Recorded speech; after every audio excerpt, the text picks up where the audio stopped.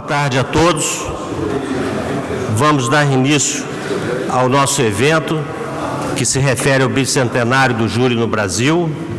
Ao meu lado está o primeiro vice-presidente do Tribunal de Justiça, desembargador José Carlos Maldonado de Carvalho, que está por si, e representando também o presidente do Tribunal de Justiça, o desembargador Henrique Figueira, que está no compromisso em Brasília. Também ao lado direito, o doutor Luciano Bandeira, presidente da OAB do Estado do Rio de Janeiro. Ao meu lado aqui, o desembargador Marcos Faver, que foi nosso presidente do Tribunal de Justiça e que trouxe muita felicidades a todos nós.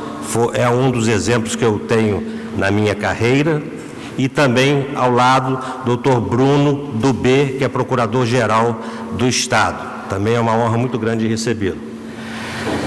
Senhores desembargadores, desembargadoras, juízes, juízas, advogados presentes, servidores, promotores, defensores públicos, serventuários da Justiça, senhoras e senhores. Comemorar o bicentenário do júri no Brasil, 200 anos de sua existência, é importante porque é a história que nós estamos falando no presente para mantermos ela viva no futuro. Então, para o evento de hoje, eu vou fazer uma abertura do que eu anotei aqui sobre as datas da Constituição Federal de cada uma. Depois vou passar a palavra aos desembargadores e depois quem quiser também pode se apresentar e falar o que quiser, é livre o tema, sobre o Tribunal do Júri. Temos hoje para falar o desembargador Moinhos, que está presente, a desembargadora Regina Passos está em sessão, está por chegar. Temos o desembargador Custódio de Barros Toches e também, para nossa honra, o desembargador Fábio Uchoa. Então, quero também fazer referência ao terceiro vice-presidente, desembargador Edson de Vasconcelos, e vamos então dar início aos trabalhos, mas antes lembrar que estão aqui 3 ex-presidentes do IMB, Fábio Dutra, Roberto Guimarães e também o desembargador Leituga. Então, o que eu preparei de resumo, que apenas para confirmar as datas com vossas excelências, é o seguinte: o Tribunal do Júri é uma instituição fundamental, popular, democrática, jurídica e constitucional, a serviço da sociedade na distribuição de justiça, e são os operadores do direito, ao lado dos jurados, que dão vida e forma a esse trabalho. Nesse sentido, o júri conduz a justiça para mais perto dos cidadãos, sobretudo daqueles oriundos do lugar onde ocorreu o fato, que proferem julgamentos soberanos. O exemplo da resposta penal é lançado à divulgação da sociedade para coibir os ilícitos penais, e no mesmo dia do julgamento. A origem vem das civilizações antigas, desde os primeiros agrupamentos humanos, passando pela Grécia e Roma, até chegar de maneira formal na Inglaterra e, posteriormente, na França, sendo difundido, assim, pelos demais países. No Brasil, o júri teve início em 18 de junho de 1822, por decreto do príncipe regente Dom Pedro I. Posteriormente, com a promulgação da Constituição de 1824, foi estabelecida expressamente a instituição do júri. A proclamação da República, em 1889, não alterou a estrutura da instituição. Da mesma forma, a Constituição de 1891 manteve a soberania do júri. A previsão constitucional permaneceu com a promulgação da Carta de 1934, mas foi suprimida em 1937. Em 1946, há um retorno da figura do Tribunal do Júri na Constituição, que dispôs sobre o tema na parte relativa aos direitos e às garantias individuais. A Carta de 1967 impôs uma nova ordem constitucional, no entanto, conservou a previsão do júri na forma da Constituição anterior. A emenda constitucional de 1969, embora tenha mantido o júri, omitiu a referência de sua soberania. E a Constituição Federal de 1988, esta sim, no artigo 5º, inciso 38, consagrou definitivamente o Tribunal do Júri como cláusula pétrea, prevendo a soberania dos vereditos, a plenitude de defesa, o sigilo das votações e a competência para julgamento dos crimes dolosos contra a vida, a saber, homicídio, infanticídio, aborto e induzimento ao suicídio. A consciência do dever de todos que militam no Tribunal do Júri é essencial à realização do evento.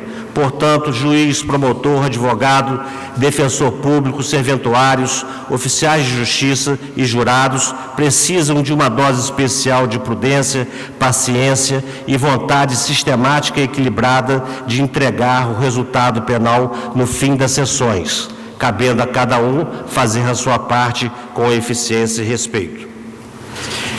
Então, já finalizando, eu digo o seguinte, que a instituição do júri, que pertence ao Poder Judiciário especializado, é importante instrumento de efetivação da justiça e, por isso, não pode passar em branco, mas deve ser prestigiada nos 200 anos de sua existência. Então, feitas essas considerações que todos já conheciam, eu vou pedir permissão aos palestrantes ou aqueles que vão conversar sobre o tema, se podem dar preferência ao nosso jurado que veio de Niterói, que trabalhou comigo por muito tempo e que teria esse direito de preferência se Vossas Excelências não se opuserem. Então, Alessandro, eu vou pedir para você se levantar para poder todos te conhecer, depois você senta novamente, porque eu vou fazer uma apresentação sobre você. Gostaria de lhes apresentar o cidadão jurado Alessandro Souza, que se encontra aqui prestigiando este evento. Certa vez, no sorteio de jurados em Niterói, ele foi um dos escolhidos. Não sabíamos como proceder, pois estávamos diante de uma situação nova. Mas prevaleceu o bom senso e a justiça. Ele foi incluído entre os jurados e foi o primeiro jurado em 200 anos de existência da instituição do júri com esta característica. Posso dizer que foi um jurado espetacular, interessado e disciplinado e que muito contribuiu para que a justiça do Tribunal do Júri de Niterói fosse realizada de forma justa e equilibrada. Alessandro é professor em Niterói, formado em Ciências Sociais e com mestrado em Ciências Políticas. Não deveríamos agir de outra forma. Afinal, a inclusão social garante a participação igualitária de todos da sociedade, onde é o lugar certo para a convivência. Trouxemos Alessandro para nos brindar com sua experiência de jurado em Niterói, a quem então passo a palavra. Boa tarde a todos e a todas. Senhoras e senhores desembargadores, funcionários, e sintam-se cumprimentados na figura do Dr. Peterson. Obrigado por essa lembrança e parabenizo pela iniciativa de comemorar esses 200 anos do júri. Era 2012 e eu recebi uma carta na minha residência, né, convocando para ir no tribunal. Pô, não sabia o que estava acontecendo. Falei, será que eu cometi algum crime? Eu não sei, né? Aí cheguei lá, observei que as pessoas estavam, né, a maioria muito preocupadas. Pessoas querendo fugir dessa obrigação cívica, trazendo atestados, alegando que iam ficar doentes naqueles 4 meses que seriam do júri, né, de janeiro a abril. E nessa polêmica toda eu pedi a palavra Estava lá o doutor Leandro, o doutor Jorge e outros funcionários, né? Pedi a palavra e falei, olha, eu quero passar por essa experiência. Eu sou deficiente visual, sou cego, eu queria que vocês arrumassem uma maneira para eu poder participar. E de pronto, foi aceito. O defensor público, o promotor, doutor Jorge e doutor Leandro, respectivamente, falaram, olha, por nós, tá ok, tá tudo certo. E participei de 10 julgamentos, e nos quais, o primeiro, eu me lembro que eu falei, né, com a minha família, eu sou de Volta Redonda, e falei com a minha família, olha, estou participando de júri popular, e todo mundo com medo danado, nossa, mas que absurdo, enfim. E eu, com um jeito mais atrevido, né, falei, não, vou participar sim. E aí, o primeiro caso foi de um cidadão que deu 12 facadas na esposa. E eu comentei isso lá em casa, né? E as pessoas com muita restrição a mim, por eu estar participando disso, achando perigoso. Aí, poucos dias depois, eu recebo uma ligação. Era a minha irmã, toda emocionada, porque eu saí no jornal O Dia, como o primeiro jurado cego do Brasil. E justamente referente àquele julgamento que as pessoas se sentiram muito mal por eu estar participando. E como é que foi feito todo esse processo?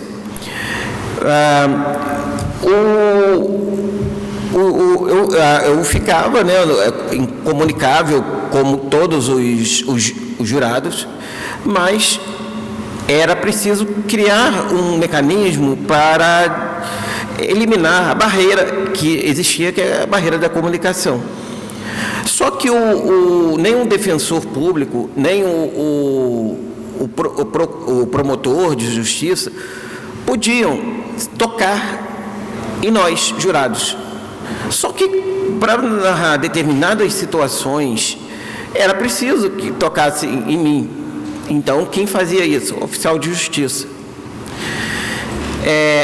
Eu também, embora não esteja aqui, eu queria desejar um abraço para as oficiais de justiça, em especial a Cássia. E aí,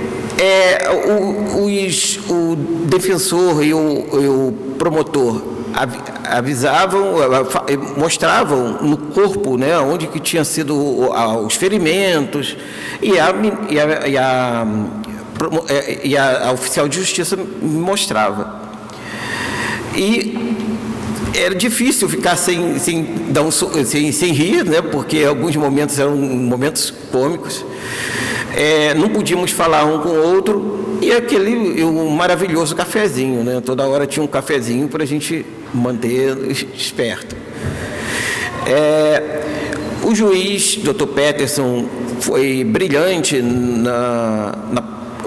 em proporcionar essas condições para que eu pudesse participar, e também quero ressaltar a figura dos advogados de defesa, os advogados particulares, que, pelo menos que eu saiba, nenhum deles me excluiu por conta de ser deficiente visual. O que houve de dispensa foi no caso do assassinato, do julgamento do assassinato, de um dos julgamentos, né, do assassinato da Patrícia Scioli, juíza, que o advogado olhou para o jornal e me dispensou. Na verdade, ele dispensou todos aqueles, depois nós ficamos sabendo, né, todos aqueles que saíram numa das matérias sobre essa situação no júri popular. Mas como fazer para depositar o nosso voto, né? São sete pessoas no júri, 14 cédulas. A que tivesse escrito sim, estava com um durex. e que não tivesse, né, escrito sim, estava sem o durex. Então, isso foi benéfico, inclusive, para as outras pessoas que não deficientes, né, que estavam no júri, porque ficava mais fácil para poder para poder dar o seu voto. Elas se sentiam mais seguras. Então, essa foi, né, uma experiência. Eu tive um imenso prazer em participar do júri popular. Depois de abril de 2013, eu participei também no primeiro quadrimestre de 2015. É uma das atribuições que eu quero colocar quando eu me aposentar, daqui a alguns anos, porque é um momento cívico da maior importância. No júri popular, nós aprendemos aquilo que pode e o que não pode fazer, sobretudo, as consequências do bom uso e do mau uso da nossa liberdade. Você aprende como argumentar, você aprende como tentar se controlar, a necessidade de a gente se controlar, né, nos momentos de maior raiva, de maior bronca. É uma experiência fabulosa. E para aqueles que não querem, que têm medo, não querem participar do júri, eu só digo o seguinte: sem júri não há justiça. Nós queremos tanto, falamos tanto em democracia, em participação. Pois bem, o júri popular é a oportunidade que nós temos para exercer a cidadania, a participação, e é muito importante para o nosso crescimento. Portanto, queria parabenizar todos os presentes, agradecer novamente o convite, deixar aqui um abraço da minha esposa, que também foi jurada, mas logo depois de mim. Então, ela foi talvez a segunda jurada cega do Brasil, mas nesse caso aqui eu fui o primeiro. E ela também não pôde participar porque não pôde vir por conta de trabalho, mas ela deixa um abraço e também gostou muito dessa participação. Na verdade, eu fui cidadão naquele momento, e sem a questão do capacitismo, ou seja, eu fui tratado igualmente em termos de respeito, porém foram oferecidas condições para que eu pudesse ter uma participação em igualdade de condições com as demais pessoas. Um abraço a todos e todas, muito obrigado.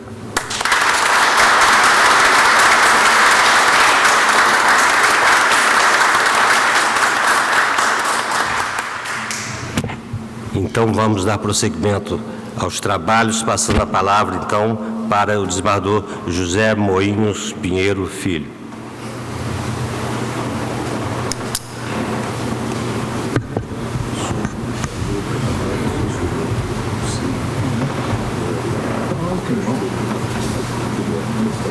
Boa tarde a todos. Eu quero cumprimentar a todos os presentes, na pessoa do nosso presidente, o Instituto dos Magistrados do Brasil, desembargador Peterson Barroso, e pela escassez de tempo, eu quero que todos se sintam cumprimentados. E foi espetacular iniciarmos esta sessão com a fala de um jurado. Como lembrou Torres, poucos se recordam que o cidadão jurado, após cumprir a sua missão de julgar e julgar bem, julgar em nome da lei, mas com sentimento de justiça, ele recebe um atestado de homem de bem. E agora nós estamos neste espaço que nos anos 50, numa sessão do Pleno do antigo Distrito Federal, Poder Judiciário do Distrito Federal, sessão presidida por Eduardo Espínola, presente Ari Franco, com o juiz Carlos Luiz Bandeira Estampa.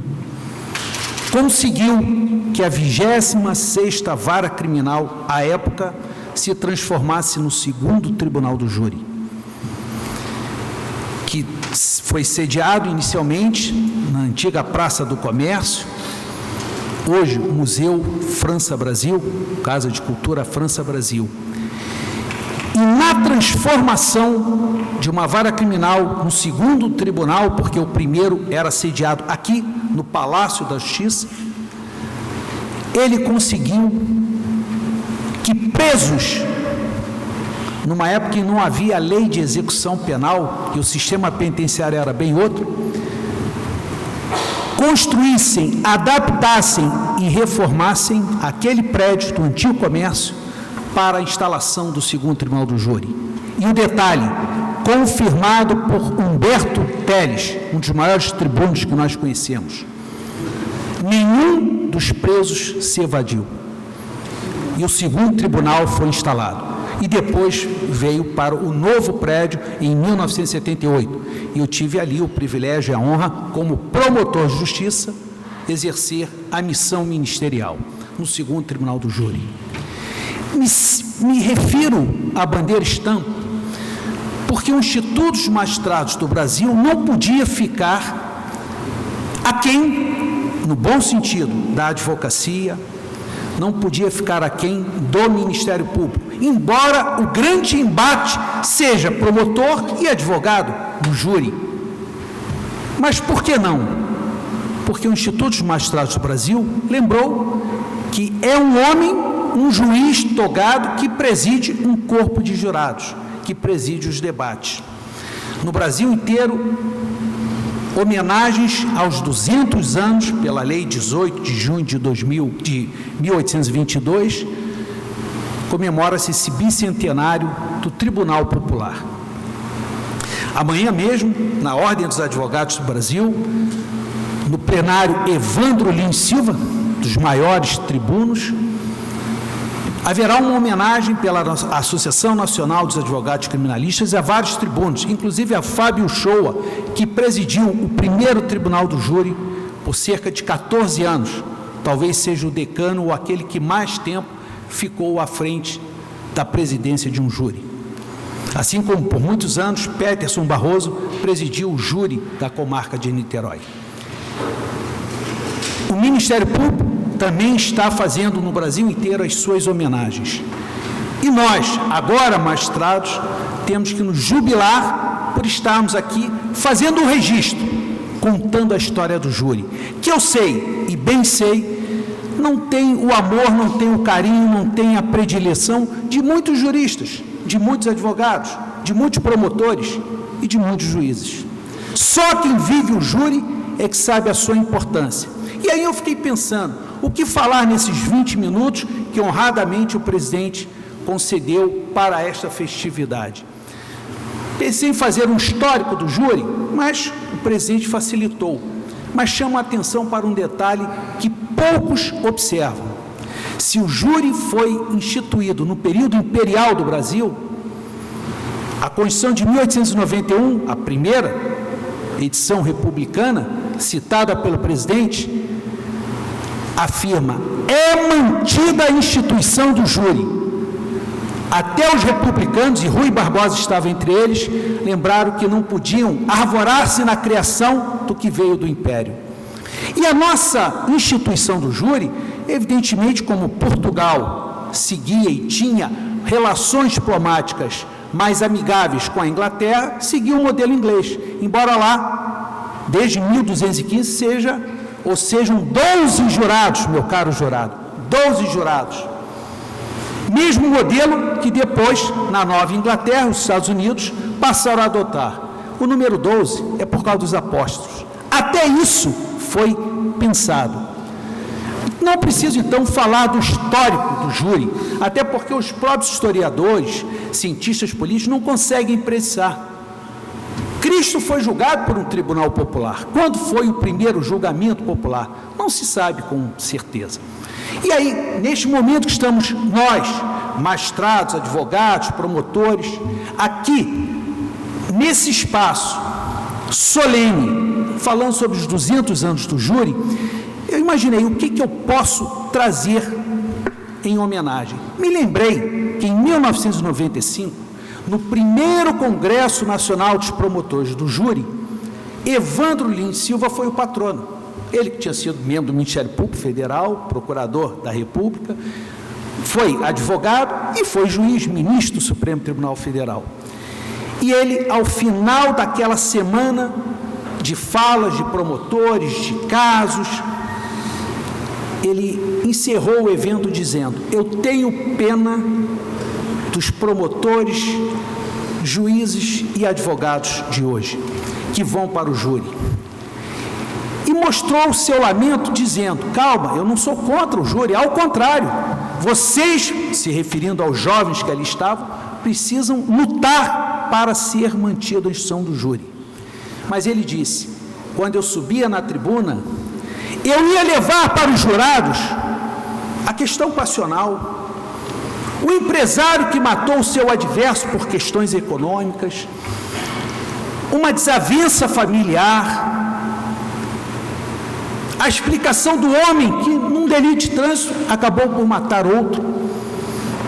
Mas hoje, isso já em 1995, e era verdade, 50% dos julgamentos já não envolvem mais a coletividade em si, e sim mortes praticadas entre facções criminosas, tráfico de entorpecentes, e que, evidentemente, o próprio jurado, o próprio promotor, o próprio advogado não vivenciam essa realidade.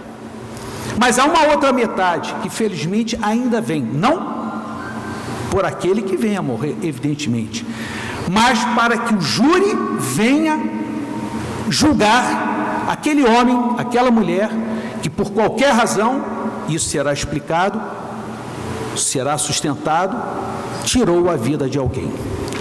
E aí eu pensei, poxa, falar do júri, como falar do júri? Claro, podemos citar casos, pensamentos. Lembrei que em 1984, com um ano de promotoria de justiça, fiz um júri no Foro Regional de Bangu. Já havia feito alguns, minha estreia como promotor foi em 1983, presidido por Paulo César Dias Panza, no Foro Regional de Santa Cruz. Mas em 84, eu fui fazer um júri designado em Bangu, e quando o juiz deu a palavra ao advogado, o advogado começou a se dirigir aos jurados, e quando o juiz falou: o senhor tem 2 horas, agora é 1h30 e 1 hora para a réplica, antigamente eram 2 horas, eu sou da época das 2 horas e meia hora para a réplica, agora é 1h30, e o juiz deu a palavra ao advogado: o senhor tem a palavra por 2 horas, e o advogado se virou para o jurado e disse assim: há homens que precisam de uma vida inteira para se defender, e eu recebo aqui 2 horas para defender um homem. Ali, eu posso confessar aos senhores, eu percebi o que é o júri. Não o júri teatral, mas o júri do argumento. O júri que faz o homem com deficiência visual poder julgar, porque ele não precisa ver, ele tem que sentir. E ele sente de várias maneiras, até pela voz. Ele não precisa ver a teatralidade do promotor ou do advogado. E exatamente este embate é que é maravilhoso entre promotores e advogados. E os juízes? Os juízes do júri, e aqui eu já me encaminho, presidente, para o final, os juízes do júri demonstram um reconhecimento à instituição, porque abrem a maior parcela do seu poder, poder no bom sentido, de exercer a jurisdição, porque quem julga é o jurado, quem condena ou absolve é o jurado, e o juiz-presidente não condena nem absolve. Claro, aplicará a pena que pode ser objeto de algum recurso. Por isso, me sinto agora na condição de magistrado, e agradecendo o convite, lembrar, claro, podíamos lembrar presidentes mais recentes, o meu grande índio brasileiro da Rocha, que me presidiu no 2º Tribunal do Júri, mas ainda são tantos magistrados, alguns aqui presentes, Fábio Shoa como meu adverso, defensor público, quantos júris, quantas madrugadas.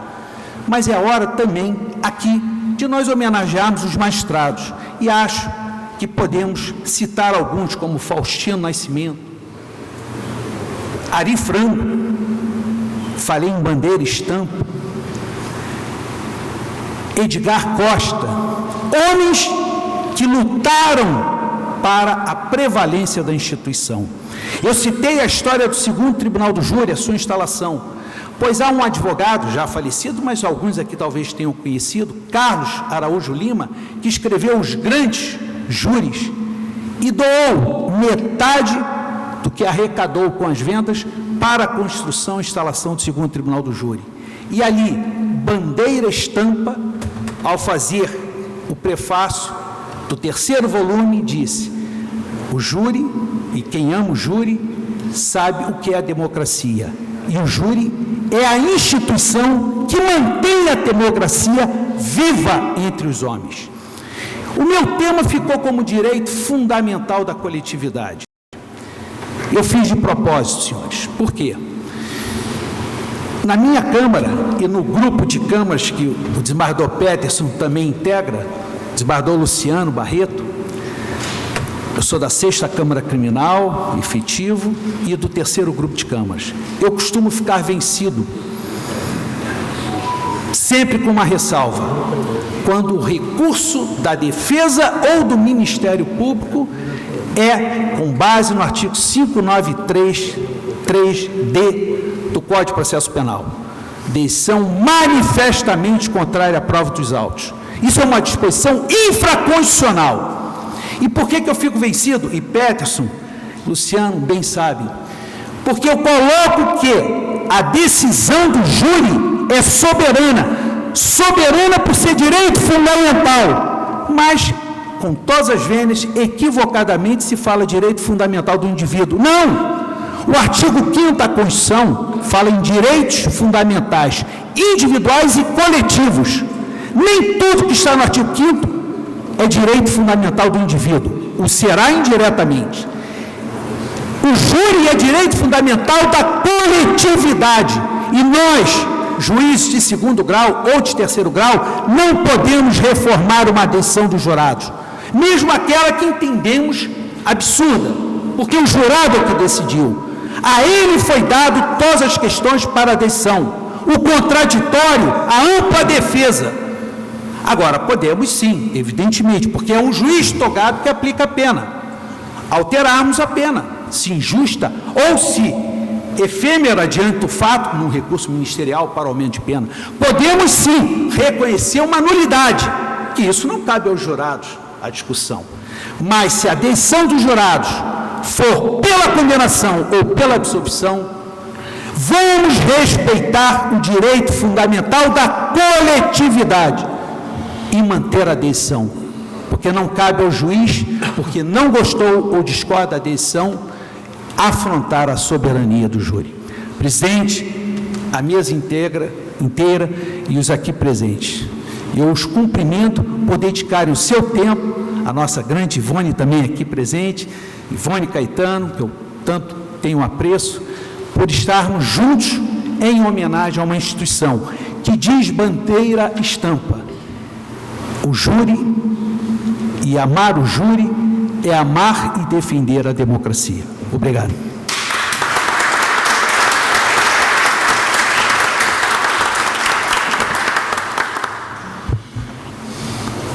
Que oratória importante, hein? Parabéns. Nós não podemos falar em júri sem lembrarmos do desembargador Fábio Shoa. Então, pediria ao desembargador Fábio Shoa que falasse algo a respeito dos 14 anos que trabalhou no Tribunal do Júri. Boa tarde a todos. Eu cumprimento esse seleto auditório de grandes autoridades, magistrados, juristas e tribunos, inclusive do Tribunal do Júri, na pessoa do seu presidente Peterson Simão. Eu gostaria muito de ter preparado um discurso para essa solenidade, porque o Tribunal do Júri, para mim, é muito caro. Desde o início da minha da minha formação como estudante, eu vim assistir os julgamentos nos tribunais do júri da capital, ainda no início do curso de Direito, e ficava o dia inteiro, às vezes saía de madrugada esperando aquele resultado. Assistir eméritos julgadores e eméritos membros do Ministério Público e advogados também, não apenas defensores públicos, mas também advogados. E isso é aquela história do estudante que se apaixona pelo direito penal e casa com o direito civil. Mas eu fiquei apaixonado pelo direito penal e permaneci muitos anos no direito penal. Até recentemente que eu passei a atuar na área civil. Mas então eu gostaria muito de ter preparado um discurso. O Tribunal do Júri,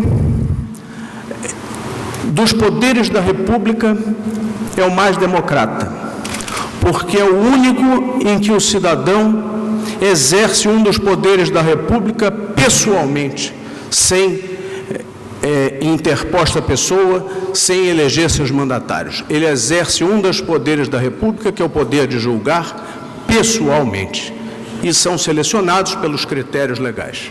Isso é uma demonstração do forte vetor democrático do Tribunal do Júri.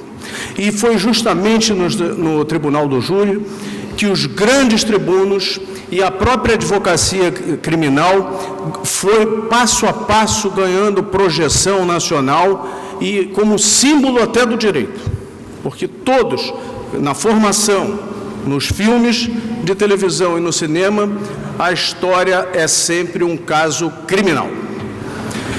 O júri é tão importante que em alguns países adotaram o conselho de sentença e os jurados para deliberar de outras causas, de família, cíveis e outras.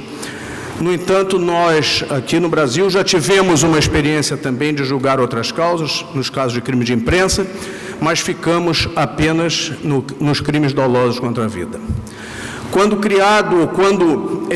formada a ideia de Tribunal do Júri, e que se perpetuou por muitos anos aqui no Brasil, com a mesma mentalidade, se tinha a ideia de crimes do homem, crimes que o ser humano pratica, uma traição, a mulher matou o marido matou a mulher, comezinhos conflitos entre as pessoas que acabavam por um lamentável resultado ou uma lamentável ação chegando ao Tribunal do Júri. Só que já há algum tempo para cá, o Tribunal do Júri deixou de ter aquela visão e aquela direção de julgar aqueles, vamos dizer assim, os crimes românticos do direito penal.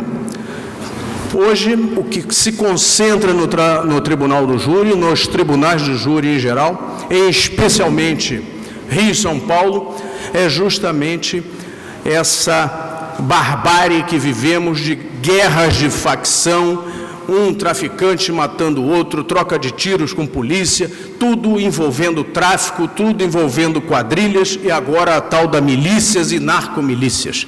É esse o nosso panorama atual do Tribunal do Júri, o que afasta aquela ideia que se tinha daqueles casos célebres que nenhum deles se confundia com essa realidade que se vive hoje na justiça criminal e, no caso, nos tribunais do júri. Eu fiquei muitos anos no Tribunal do Júri, seja como defensor público por cerca de 10 anos, atuei nos mais diversos tribunais do júri do Estado, inclusive na capital, e tive o privilégio de ser sufragado e removido para o primeiro Tribunal do Júri, onde permaneci por cerca de 14 anos e orgulhosamente fui o juiz titular que mais tempo ficou à frente do primeiro Tribunal do Júri da capital. O Tribunal do Júri da capital, primeiro, excluindo a minha pessoa, tem magistrados brilhantíssimos e de renomes incomparáveis que saltam a literatura do direito penal. Eduardo Espínola Filho, Margarino Torres,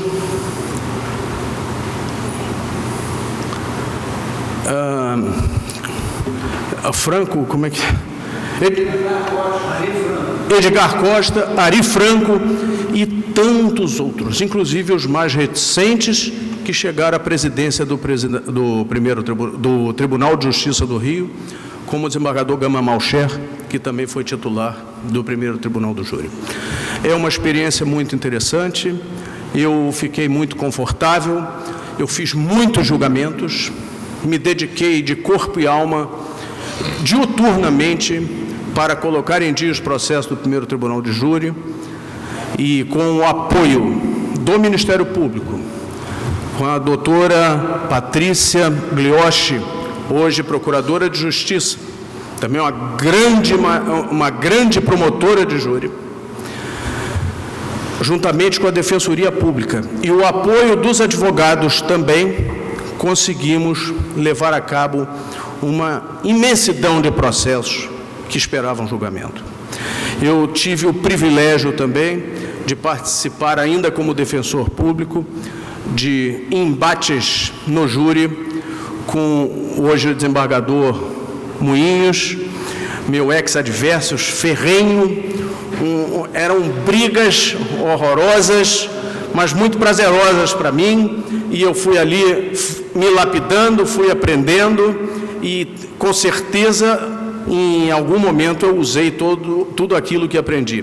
Também lembro do hoje Procurador de Justiça, Maurício Assayag, que participou também. Aliás, Maurício, nós já travávamos esse tipo de embate lá no Tribunal do Júri de Nova Iguaçu, onde eu o conheci.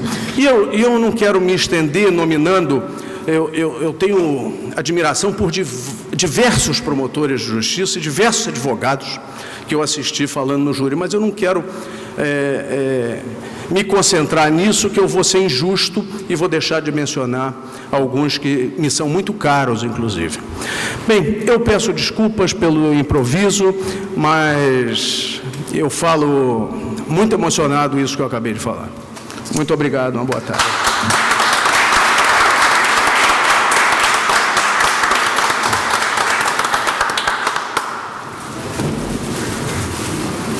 Registro a presença do desembargador Luiz Felipe Francisco, desembargador Vitor Marcelo, desembargadora Ivone Caetano, e vamos prosseguir, então, ouvindo o desembargador Custódio de Barros Toches, que presidiu e brilhou por muito tempo no Tribunal do Júri de Niterói. Providencialmente estou afônico. Eu queria agradecer ao desembargador Petros, porque estrategicamente eu pedi para ele falar, para que eu falasse por último, né? Porque depois de ouvir as vozes aí do desembargador Moinhos, do desembargador Fábio Shoa, restaria muito pouco, né, para eu poder complementar. E eu vou começar dizendo por que o meu assunto aqui escolhido foi uma frase, né? Júri, o estado de júri. Isso eu aprendi com José Dali Sicrã Nascimento. Até me emociona. Marco Fábio sabe quem foi? Então, ele foi um excelente tribuno, né? E esse estado de júri, eu até estou vivendo, para vocês verem como é o júri, desde que Petro me convidou. O júri é o Estado, realmente, né? Impregna o jurado, a sociedade, que hoje em dia nem tanto, né? Tanta televisão, tanto crime diferente, né, do que nós julgávamos naquela época. Eu cheguei em Niterói em 1990, ainda havia crime passional, como ainda, mas de pequena monta, né? Vendo muito crime coletivo, enfim. E comecei a lembrar de alguns fatos, né, que me marcaram. Como eu comecei, por exemplo, em São Gonçalo, eu atuava numa vara criminal comum, segunda vara criminal. De repente fui pego de surpresa pelo saudoso João Tuberlac. Vem cá que você vai fazer o júri agora. Falei, meu Deus, como? Que isso? Fui. Havia até o réu chamava-se Pelé. Logo, eu vou julgar o Pelé. Né? Eu não, né? Então aquilo me marcou muito. O Jaime me deu muita assistência, né, muita cobertura, e eu comecei a ficar tranquilo. Depois, em Niterói, né, aconteceu de eu ser promovido, queria até permanecer em São Gonçalo na época, mas acharam por bem ou por mal me conduzirem para Niterói, e tive a oportunidade de atuar em alguns julgamentos, né, importantes, e me recordo, né, de vários tribunos, né, de nome, né, Zé Dani, propriamente, Rovani Tavares, né, que é um advogado brilhante, né, e ele, naturalmente, para conquistar os jurados, né, porque invariavelmente os jurados são simpáticos ao juiz, né, e vice-versa, né, ele começou a oratória dizendo o seguinte, em relação a mim: Vossa Excelência já nasceu de toga. Porque meu pai era juiz, né, então, sintomaticamente, os jurados logo começaram a ser simpáticos à tese dele, né. E assim com outros, convivi com Paulo Ramalho, Osimé, Adilce Ramos, que me levaram até e me conduziram para Niterói. E júri realmente é esse estado, né. Eu me lembrei aqui, e aí eu não sou muito tão organizado na fala como o desembargador Moinhos, o desembargador Fábio e outros que tantos, mas eu apenas para trazer fatos, e júri é fato, né, vou trazendo fatos que me vêm à memória. E me lembrando, e fazendo uma referência ao jurado, o Alessandro. Júri é sensibilidade. O senhor falou que achavam que lhe faltava, que o senhor teria alguma deficiência. Que deficiência com essa sensibilidade? Não pode faltar aos jurados e ao juiz, ou aquilo, exatamente. Isso que não pode faltar, isso é que é uma deficiência, sensibilidade. Você não tem deficiência nenhuma, tem coração, sensibilidade para julgar. É o que importa, né, a todos nós. Bom, e, além disso, né, o júri realmente ele é composto de uma grande família. Né, quer dizer, aqueles júris longos, né, almoço com jurado, né, e eu sendo lá de Niterói, uma cidade pequena, né, o juiz na cidade pequena ele acaba sendo o juiz da cidade. Né? No interior, então, antigamente, eu me lembro não de ver, mas de história, né? Meu avô era um tribuno na cidade de Muriaé, e não só em Muriaé, mas em outros lugares também onde havia júris famosos, a população subia nas árvores para assistir, porque não havia televisão, não havia internet, quer dizer, o que tinha? Realmente era a comoção da cidade, né? Um casal que em litígio, um matava o outro. Então, hoje, repito, tivemos aí um caso há pouco tempo, rumoroso, né? E veio em voga novamente, foi o caso da Boate Kiss, lá no Rio Grande do Sul. Agora há pouco tempo, um acidente de atropelamento, né? No dólar eventual, enfim, um motociclista sendo. Então, quer dizer, há muito tempo a gente não vê o júri da emoção. Não que esses não mereçam, né? Mas não era essa história do júri, né? Quer dizer, que existia antigamente. Bom, ao contrário do desembargador Moinhos, que disse que havia uma escassez, ao contrário desse humilde orador, eu quero dizer que tempo é o suficiente para mim. Vossas Excelências explanaram com grandeza, né, o sentimento que todos nós temos em relação ao júri.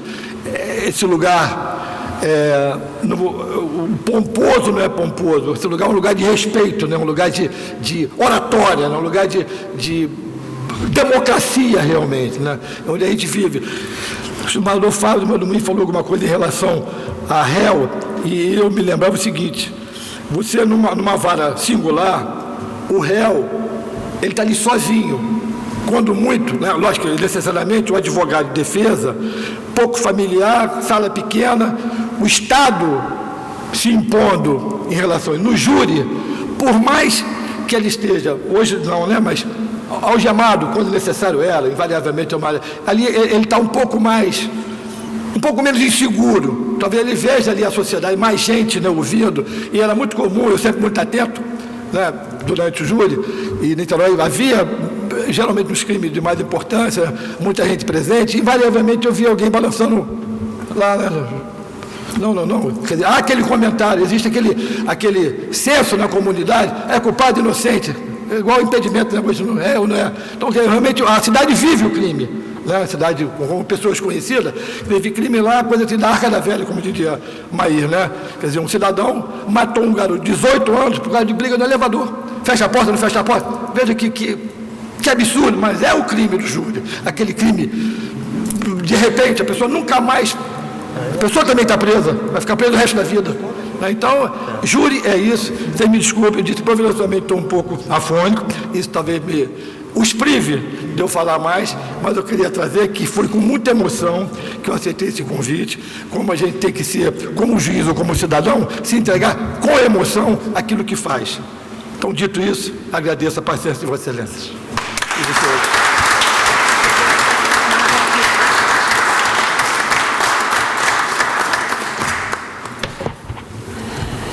Parabéns, desembargador Custódio.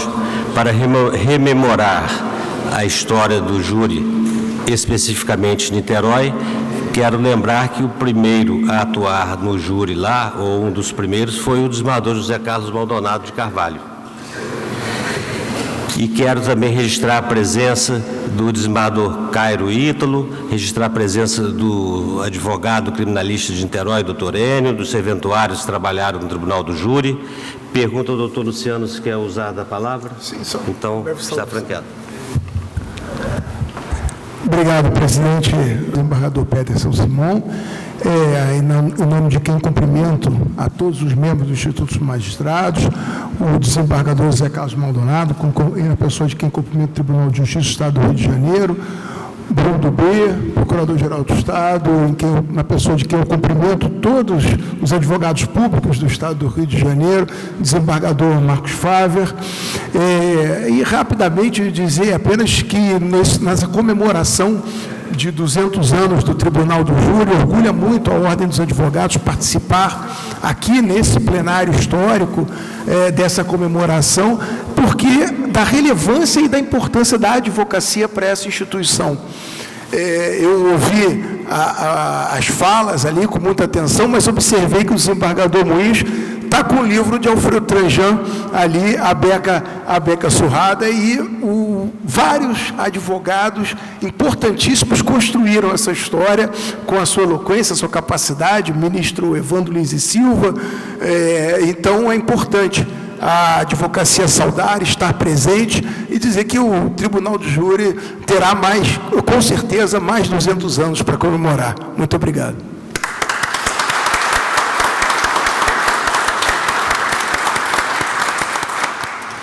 Passar a palavra ao desembargador Marcos Faver, ex-presidente do Tribunal de Justiça do Estado do Rio de Janeiro. Boa tarde a todos. Evidentemente que eu não pretendia usar da palavra, mesmo porque é uma reunião específica para o Tribunal do Júri. Mas, ao longo das diversas manifestações, observei que alguma coisa faltava, alguma coisa que eu acho indispensável e alguma coisa que pode ser modificada ao longo da estrutura do júri. A primeira noção que me obrigou a falar é que não houve o destaque da justiça estadual. O júri é próprio da justiça estadual, diferentemente e sem menosprezo a qualquer outro segmento da justiça. O Tribunal do Júri identifica a justiça estadual como a verdadeira justiça democrática do país. Isso não pode faltar, porque é a justiça estadual a encarregada dos julgamentos mais próximos do cidadão, da pessoa humana, e é uma circunstância que não pode faltar. Da mesma forma que é a justiça estadual a encarregada num julgamento de impeachment, é a justiça estadual encarregada da organização dos precatórios judiciais, que é a justiça do cidadão. E o Tribunal do Júri na verdade, a explosão ou a manifestação dessa postura que a justiça estadual tem perante a sociedade. Isso não foi registrado e eu queria aqui manifestar essa circunstância que é fundamental na estrutura, digo isso, na estrutura do Poder Judiciário brasileiro. O outro ponto que foi destacado aqui com muita propriedade, até por alguns que já presidiram há mais tempo os tribunais do júri do que eu, mas eu tive o prazer e a honra de participar dos júris, quer como advogado, quer como juiz. E como advogado, um dado histórico que eu participei de julgamento com um antigo político e, a meu ver, criador das milícias aqui no estado do Rio de Janeiro, que foi Tenório Cavalcante, que vinha para o júri armado com a sua lurdinha. Quem quiser rememorar isso, peguem o filme O Homem da Capa Preta. Tenho para mim que as milícias no estado do Rio foram criadas por Tenório Cavalcante quando veio das Alagoas e se instalou em Duque de Caxias. E ali começou a exploração das milícias como entidade que direcionava os comportamentos, quer da sociedade, quer das empresas, quer de toda a estrutura daquela cidade. Acho que devemos refletir sobre isso. O outro ponto que eu gostaria que lembrassem é que o júri, na verdade, pelo menos nos últimos anos da sua criação, foi destinado a julgamento dos crimes passionais. Moinhos lembrou, o Shoa também, era o caminho para o julgamento dos crimes passionais, sobre um argumento falacioso de que os juízes togados não tinham sensibilidade suficiente para julgar o cidadão do povo. Os juízes teriam ou eram oriundos de uma classe elevada da sociedade e perdiam a sua sensibilidade humana. Daí a necessidade de um júri quando se convocavam os cidadãos integrantes de determinada comunidade para participar do julgamento. Isso não é mais o que ocorre. Não é mais o que ocorre. Os julgamentos do júri hoje são de sicários, são de crimes encomendados, são de facínoras que não têm nenhuma relação emocional com a vítima. Ele mata a vítima apenas porque foi pago para isso e nada mais. E é difícil explicar à população por que um crime de latrocínio, que não tem nenhuma sensibilidade emotiva, é julgado pelo juiz singular, e o sicário que mata por crime encomendado não é julgado pelo juiz singular. Não há uma explicação lógica para isso. Penso que devemos refletir em criar uma figura diferente entre o homicida e o assassino. São figuras diferenciadas. O homicida está envolvido, como o próprio nome e a estrutura, a emoção, quer a emoção política, quer a emoção de uma reação humana, quer a reação de um suposto amor que vê na traição uma forma de se apagar o que foi ofendido. Mas isso não deve ser a regra. Nós devemos separar o homicídio do assassinato e levar o assassinato a julgamento do juiz singular, tal como é feito no latrocínio. Não há uma explicação na população de você dizer, não, esse aqui vai ser julgado pelo juiz singular porque ele cometeu um latrocínio. As pessoas nem sequer vão saber o que é um latrocínio. E o outro que matou por uma encomenda, esse vai ser julgado pelo júri. E isso propicia o que foi relatado aqui por esse esplêndido jurado que trouxe aqui o seu depoimento. O volume de pessoas que pedem para ser dispensado do tribunal do júri é enorme. E enorme por quê? Porque tem medo. A estrutura da nossa sociedade hoje amedronta o jurado. E nós devemos, tanto quanto possível, afastar do júri aquelas pessoas chamadas impostas a um julgamento. Eu me lembro aqui, alguém citou, parece que o Moinhos mencionou o júri de Caxias, etc.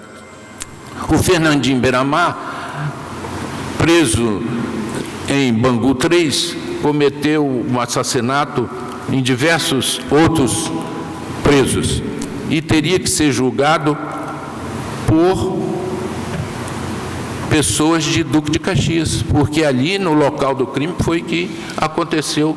E as pessoas têm medo e recebem dos acusados um bilhetinho assim: eu conheço os seus filhos, sei aonde eles estudam, absolvam.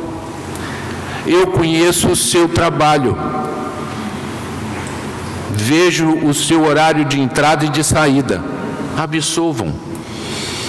Então, nós estamos colaborando para a imagem que, em regra geral, infelizmente falo isso com tristeza, a nossa instituição, a justiça brasileira, tem uma imagem negativa por diversas circunstâncias. E uma delas é o júri, que as pessoas querem se afastar do júri porque tem medo. E o juiz é pago para não ter medo.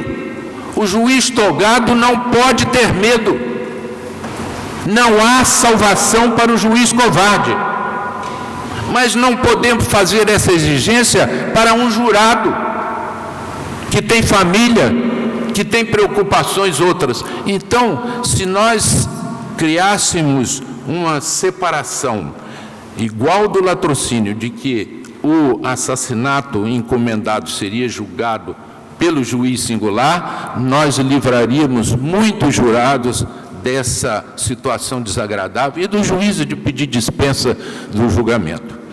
É uma reflexão que carrego há algum tempo e que gostaria de manifestar.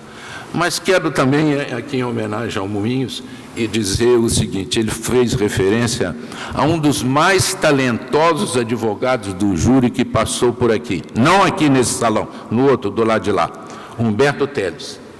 Um talento invulgar de advogado que, quando estava assistindo, por circunstâncias outras, o julgamento do Dock Street em Cabo Frio, eu mandei um bilhetinho para o Humberto Telles: se algum dia eu tiver que ser julgado, quero que você seja meu advogado. Porque o talento invulgar de Humberto Telles era de contaminar.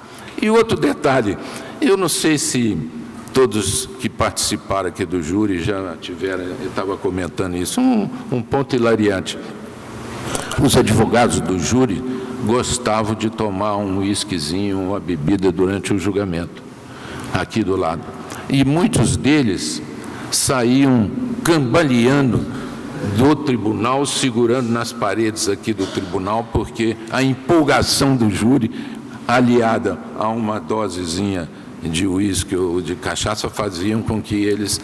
São diversos, eu não vou citar os nomes, mas muitos, talvez, tenham presenciado esse fato. Então, eu queria, nesses 200 anos do júri, mencionar isso. O júri mudou, a sociedade mudou, o envolvimento emotivo do júri acabou praticamente. Não há o crime de amor, não há o crime de paixão, não há o crime de sensibilidade política, não existe, ou melhor, existe em pequeníssima parcela. O que existe hoje, assassinato encomendado, praticado por um critério mafioso, que nós adotamos do julgamento aqui no Brasil, do nosso Giovanni Falcone, morto e assassinado pela máfia no mês de maio, em 92, que foi típico daquilo que nós importamos da Itália, o assassinato de motocicleta. Isso não foi criado pelo Brasil, não. Foi importado da Itália. O carona na motocicleta assassina aquele que foi encomendado. Então, eu acho que nós temos que pensar que as condições mudaram. Não é mais o mesmo, não é o julgamento romântico do júri, onde você vai assistir para presenciar o talento invulgar de advogado como Romero Neto, como Araújo Lima, como Humberto Telles, como Ronaldo Machado, como José Dani Siqueira do Nascimento, de grande em nossa memória, tribunos invulgares. Mas hoje não é mais assim. E nós temos, penso eu, que refletir um pouco sobre essas mudanças que, a meu ver, devem implicar em mudanças legislativas. Muito obrigado, um abraço àqueles que dedicam ao júri.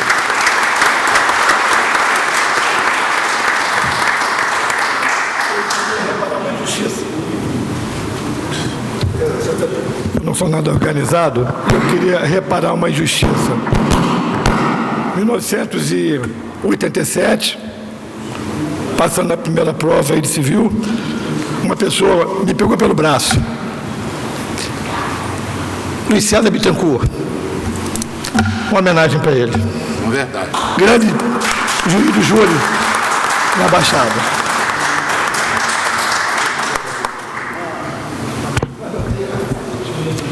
Pergunto se mais alguém gostaria de fazer uso da palavra.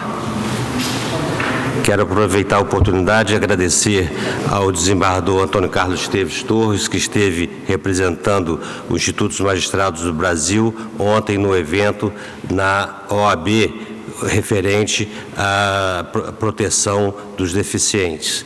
E representou o IMB muito bem, como ele sabe representar sempre. Então, não havendo mais quem fale, vamos então encerrar o evento. Eu escrevi ainda uma coisinha aqui, que é o seguinte: a história do júri no Brasil tem uma relação direta com o ser humano através dos últimos 200 anos, fazendo justiça aos olhos da sociedade, tanto para condenar quanto para absolver. Que esta instituição do júri se aperfeiçoe cada vez mais para ficar mais célere e pública e adequando aos crimes, conforme disse o nosso presidente. São os nossos votos e votos do IMB. Então, declaro encerrada a sessão e agradeço o comparecimento de todos.